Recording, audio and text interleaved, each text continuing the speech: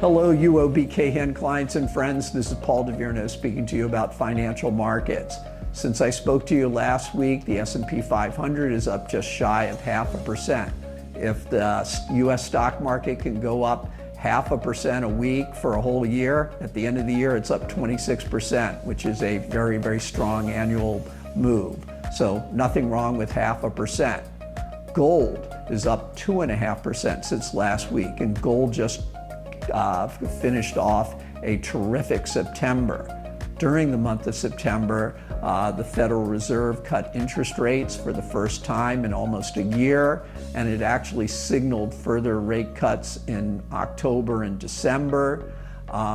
Gold bugs, they love lower interest rates. That's because gold itself doesn't pay a yield, it doesn't pay a coupon, it doesn't have a dividend. So therefore, the cost of owning gold is kind of less. The cost of not buying something with a coupon is less if interest rates are lower.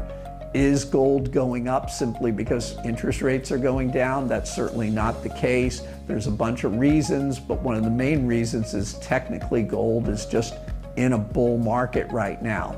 One of the things I pointed out last week is that you shouldn't confuse the Congress failing to raise the debt ceiling, which would result in a default by the US government on its debt and would be very serious for markets, to the Congress failing to fund the federal government and then causing government employees to be furloughed. What's going on, what will happen tomorrow, meaning Wednesday in the US, is that non-essential US government employees will not go to work because there's no funding to pay them. However, essential employees will continue to show up, and things like paying, interest on US government debt, that continues to happen.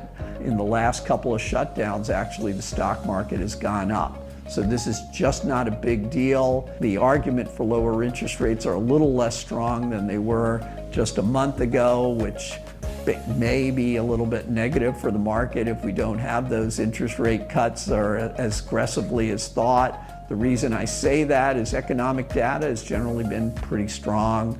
Atlanta Fed GDP now is showing like 3.9% GDP growth for the third quarter. I doubt the final number will be that strong, but that's a strong growth rate.